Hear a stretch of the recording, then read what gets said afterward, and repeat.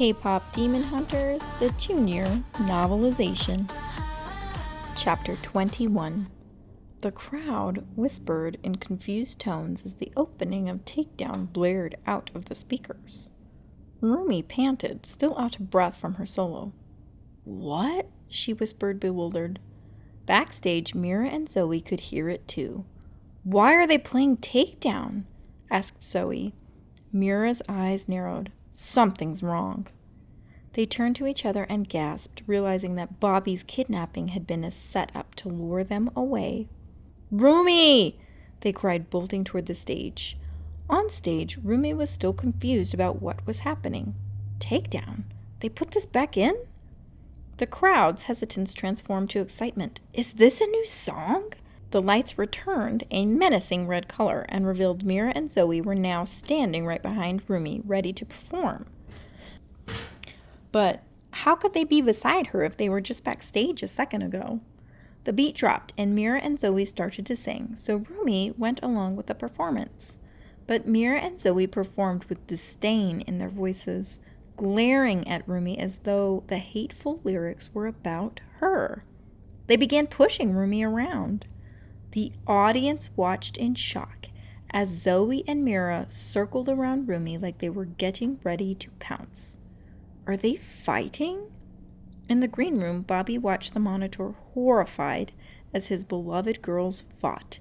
He gasped, "Why? No!" Mira and Zoey continued pushing Rumi. They tore at her sleeves, revealing her demon patterns. "Please, stop!" Rumi begged, trying to cover herself back up.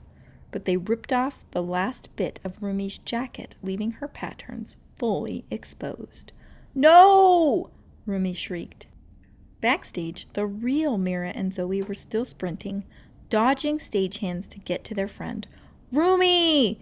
Zoey cried. "Hang on, Rumi!" Mira called. "We're coming!" But Demon Mira and Demon Zoey would not let up. "We see what you are," snarled Demon Mira. Demon Zoey smirked. "You're a demon." "A mistake," they sneered. "No!" Rumi cried. She backed away, but their hateful words ignited her patterns. The jagged marks spread painfully up her arms and legs. They wrapped around her neck.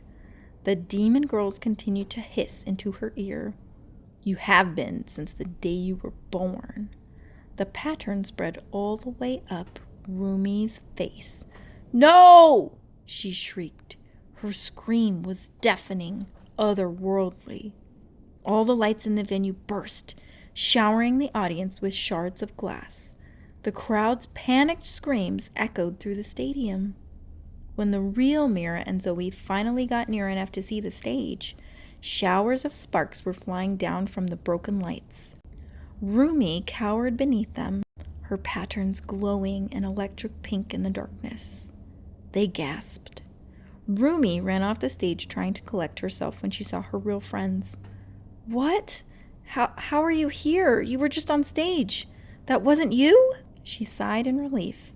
She thought she had lost them forever. Oh, thank goodness." She took a step toward them, but they backed away. Rumi froze.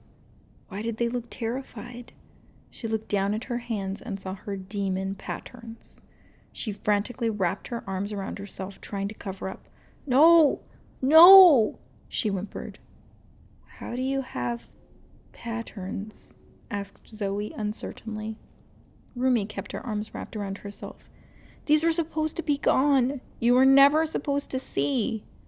Mira's voice shook. "You were hiding this from us the whole time?" She was heartbroken. All those times she had asked Rumi to tell the truth, and she still lied. It was the ultimate betrayal. Rumi tried to explain. "I have a plan to erase them. Genu was supposed to. He was..." "Genu?" asked Zoey. "You're working with him?"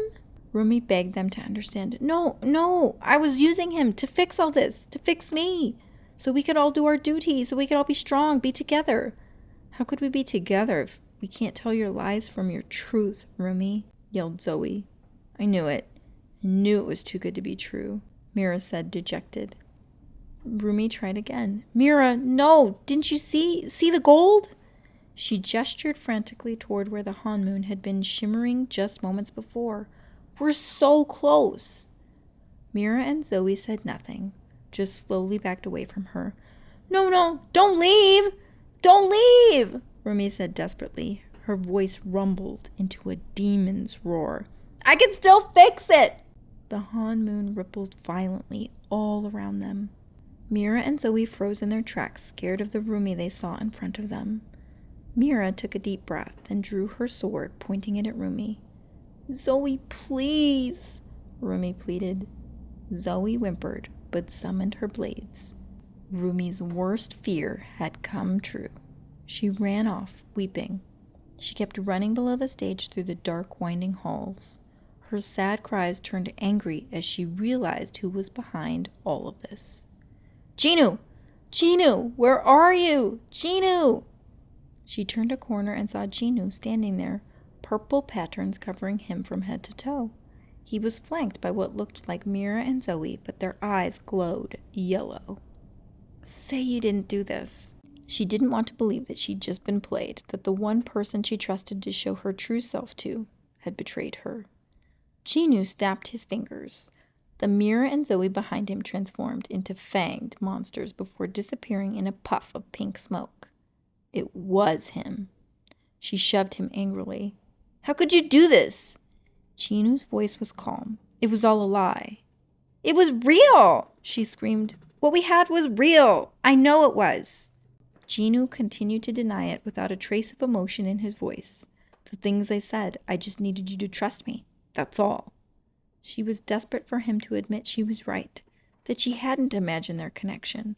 No, I know your story, she reminded him. She grabbed his arm as he tried to walk away. You were a good person, and you still are. You just made a mistake. Genu turned to her, his eyes gleaming yellow as he screamed, I left them! Rumi froze, her eyes wide as his patterns flared. That's right, he said, a hysterical note to his voice. I lied to you. I only made a deal with Guima to get myself out of the miserable life. The memory of his crying sister and mother flashed in his mind, but this time he was closing the palace gates on them, going inside by himself. I left my sister, my mother alone, while I slept on silk sheets in the palace with my belly full every night. I left them. Tears streaming down his face. Despite his confession, Rumi still believed there was good in his soul. But that's not all you are, she insisted.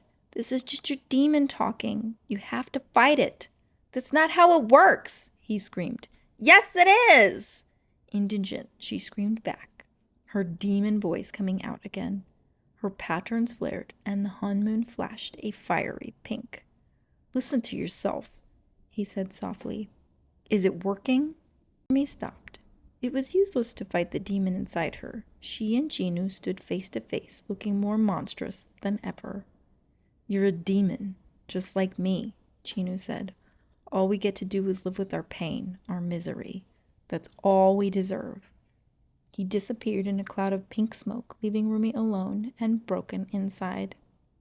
Rumi trudged away, knowing what she had to do, tearing the Han-moon beneath her feet as she went. Chapter 22. Disappointed fans walked down the dark streets of Seoul. Bobby stared at his phone, witnessing in real time as HUNTR plummeted down the rating charts. Mira and Zoey stood in front of the stadium watching in horror as the Han-moon disintegrated, gaping holes widening by the second. The Han-moon, Zoey cried. It's coming apart. They ran to the city square as a broadcast appeared on a megascreen. The newscaster showed an image of Mira and Zoey pushing Rumi on stage. Due to the HUNTR's public breakup on stage, today's award show has been canceled. Here are the winners of Artist of the Year, Saja Boys. Bobby watched the newscast, his eyes welling up with tears at his girls fighting. Guima's whispers filled his mind in a demonic version of Bobby's own voice. You couldn't keep them together. You're all alone. but you don't have to be." Bobby's eyes widened as if he fell into a zombie-like trance. He glanced over at a Saja Boys merch booth on the street. He walked over and grabbed a Saja light stick, turning it on. It shone bright pink, casting a fiery glow on his face. The newscaster announced more of the night's winners. Best New Artist, Saja Boys. Song of the Year, Soda Pop. Worldwide Icon of the Year, Saja Boys. The broadcast cut off abruptly, replaced by a video of the Saja Boys. They were on every screen around Seoul. Jinu spoke with a fake concern. "Hey everybody, you must all be so sad about the HUNTR's breakup. We are too. So to cheer everyone up, we're going to do a special live performance tonight. Midnight, Namsan Tower. Don't miss it for the world." Jinu pointed up to Namsan Tower. It emitted a powerful pink glow, a beacon for all fans to follow. Mira and Zoey wandered among the crowd. Zoey looked around nervously. "Guima, he's coming!" Mira walked ahead. At the sound of breaking glass, she froze. On the ground, she saw a smashed HUNTR light stick that she had stepped on. Just then, Guima's whispers filled her mind. Using a warped version of her own voice, he infected her with doubt. "You thought you found a family? But you don't deserve one. You never have." Behind her, Zoey panicked about how to fix the Hanmoon. What are we going to do without Rumi? All of our songs are 3-part harmonies." She caught up with Mira and touched her shoulder. "How do we—" But Mira shook her off. "There is no we, Zoey. I don't get to have a family." She continued marching with the crowd, heading toward Namsan Tower. Tears filled Zoey's eyes. Then she heard it too. Guima's whispers. "You're too much and not enough. You'll never belong anywhere. But I can give you a place to belong." Hearing her greatest fears from her own voice, Zoey joined the growing mob in their march toward Namsan Tower. Chapter 23. Under the same ancient tree where HUNTR first accepted their mission, Celine stood alone. A rumbling filled the night air as she watched the strips of fabric that hung from the tree's branches. They swayed ominously. Bright pink tears in the Hanmoon traced along the ground, the stones, even in the leaves above. Celine gasped in disbelief at what she was seeing. Suddenly she felt a presence behind her.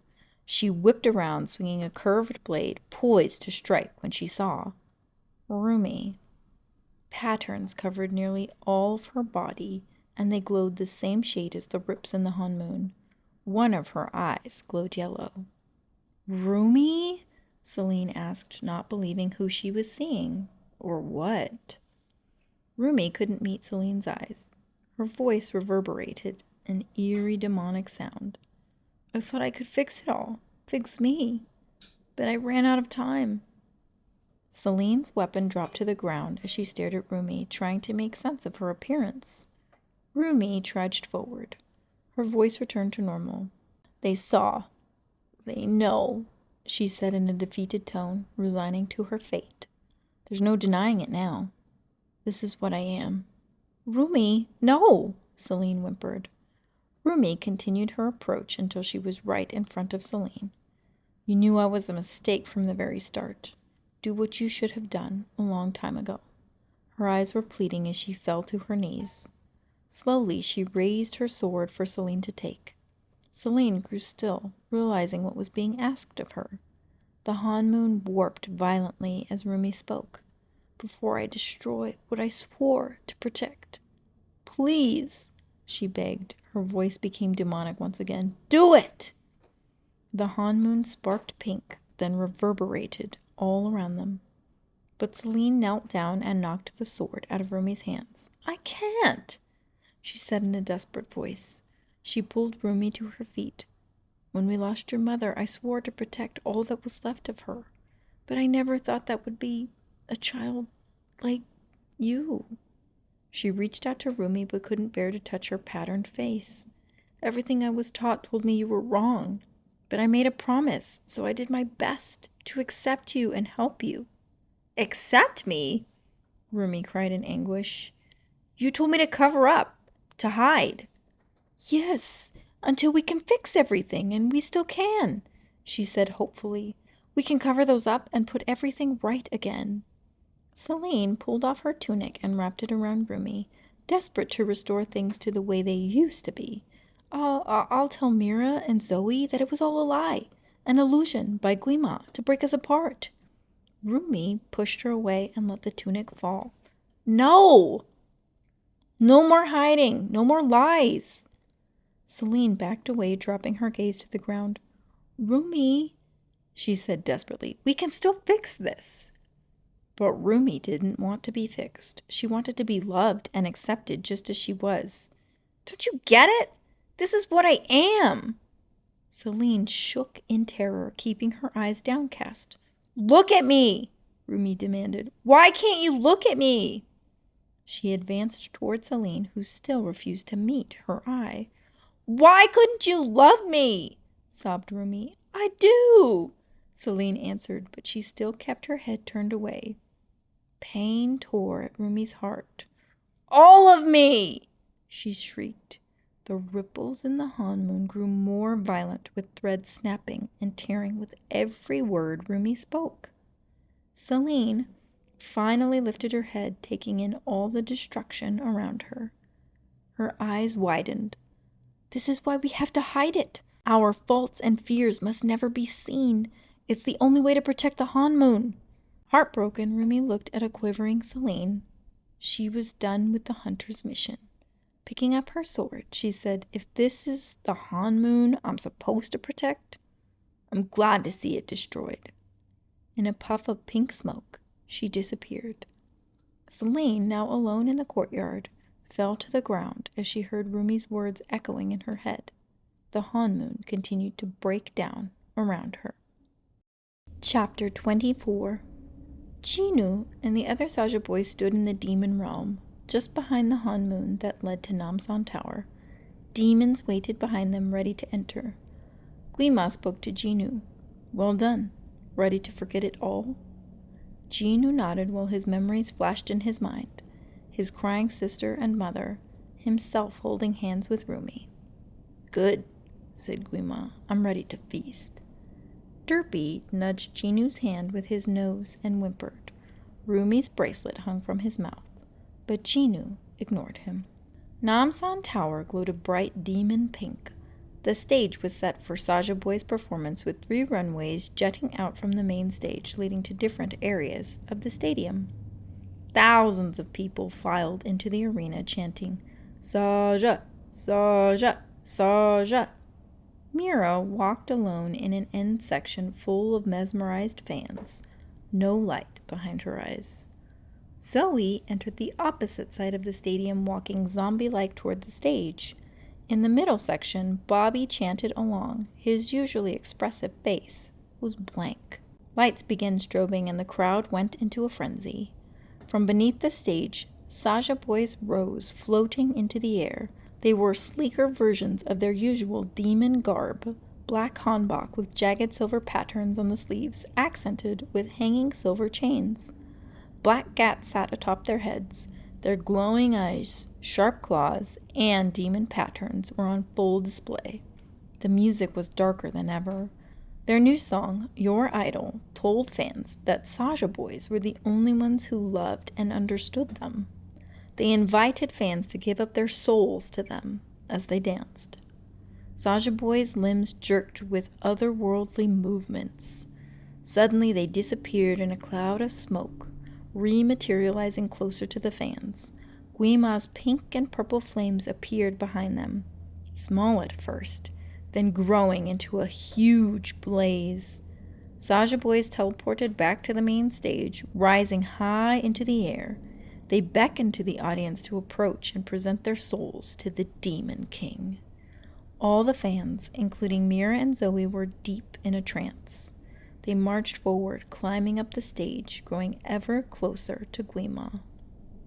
Until a girl's voice sang a haunting note that filled the entire stadium. Chapter 25. Jinu looked up.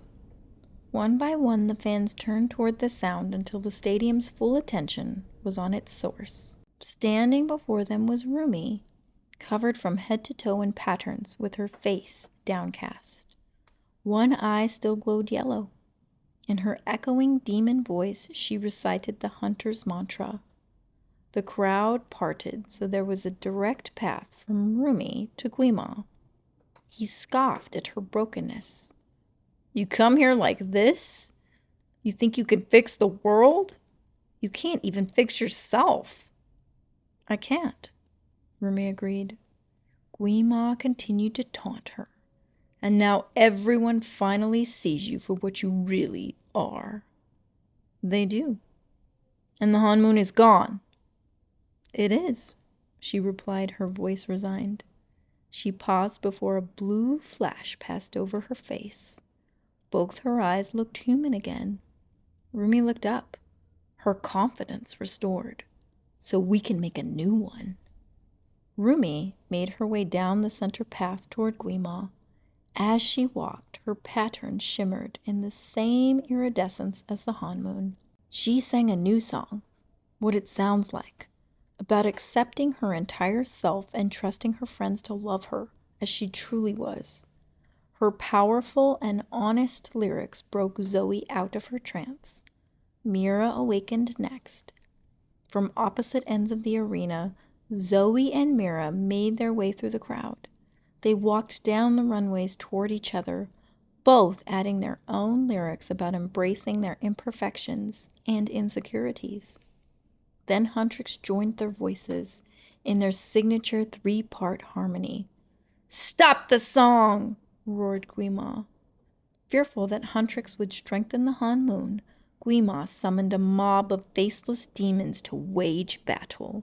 The monsters charged down the 3 runways, climbing over each other in a desperate attempt to destroy the HUNTRs. The girls conjured their weapons and continued down their walkways, easily fighting the sea of beasts before them. HUNTR sang together, stronger than ever before. The power of their voices breaking fans from their trances. Blue soul energy reignited in the crowd's chests. The HUNTRs broke through the horde of demons and ran toward the place where their walkways met. They hugged, their love for each other creating a wave of prismatic honeymoon energy that radiated off them as they finally sang the song that they had meant to write. Together, HUNTR strutted down the central runway toward Guima. Saja Boys watched them approach. Then all the boys except Jinu launched themselves in attack.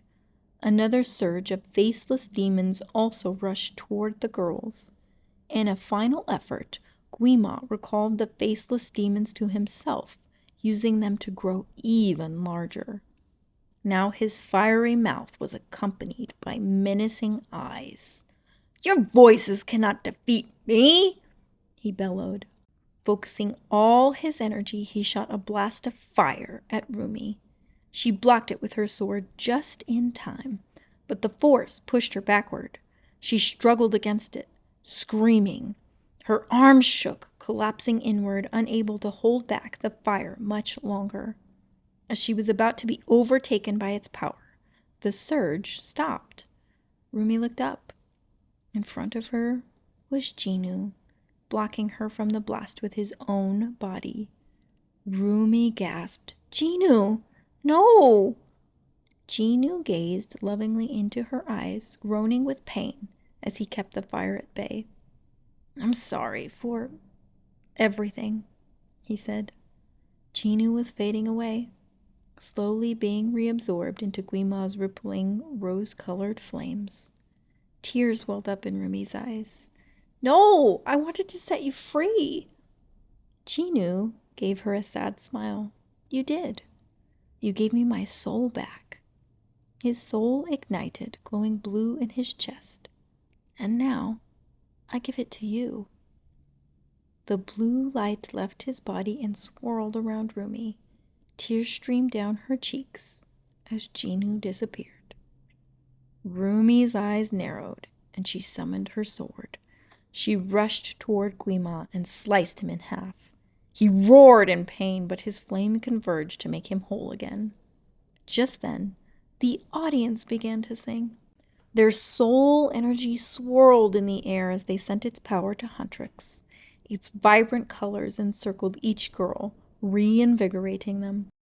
Zoey landed a punch in Mystery's face, sweeping his hair away and finally revealing his gorgeous features. She gasped, "Oh, you're just my type." "Oh well," she said before stabbing him. He exploded in a burst of pink glitter.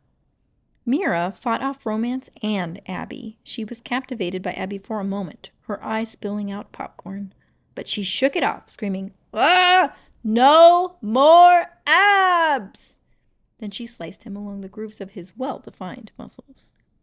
The hunters ran toward Guima, and the audience continued singing with them, sending ribbons of soul energy to propel the girls higher through the air. When they reached the stage, all their powers connected, creating an explosion of energy that destroyed Guima and formed a new Han moon that glittered in every color and shimmered gold. Huntrix finished harmonizing as they forgave each other and celebrated conquering the demons. Rumi's patterns remained all over her body, but now glowed in an iridescent shimmer like the Han moon that surrounded them. The truth was finally revealed for everyone to see, and it was more beautiful than any of them could have imagined.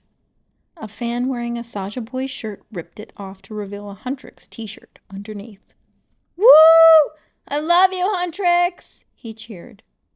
"I love my girls," gushed Bobby from the middle of the crowd. Everyone cheered for Huntrix. The world was saved, and the Han moon was intact once again.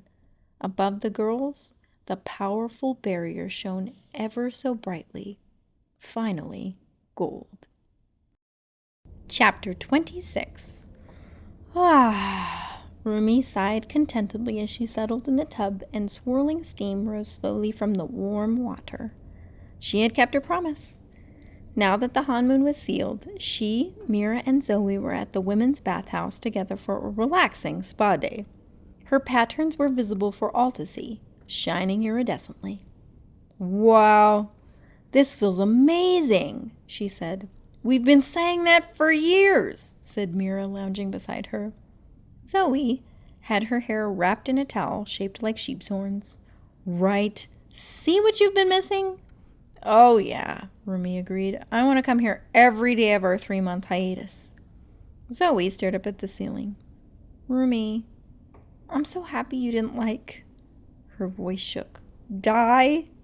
Mira side-eyed her friend. "Wow, Zoey, way to be super literal." Then she added, "But same."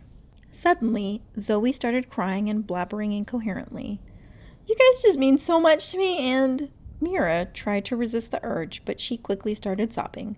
A second later, Rumi joined in as well. The girls all blubbered together, tears tracking down their cheeks. They loved each other so much. After leaving the spa, the Huntrix girls were refreshed and ready for more relaxation. They skipped down the streets past a trash can full of discarded Saja Boys merch. "Couch, couch, couch," the hunters chanted, pumping their arms excitedly.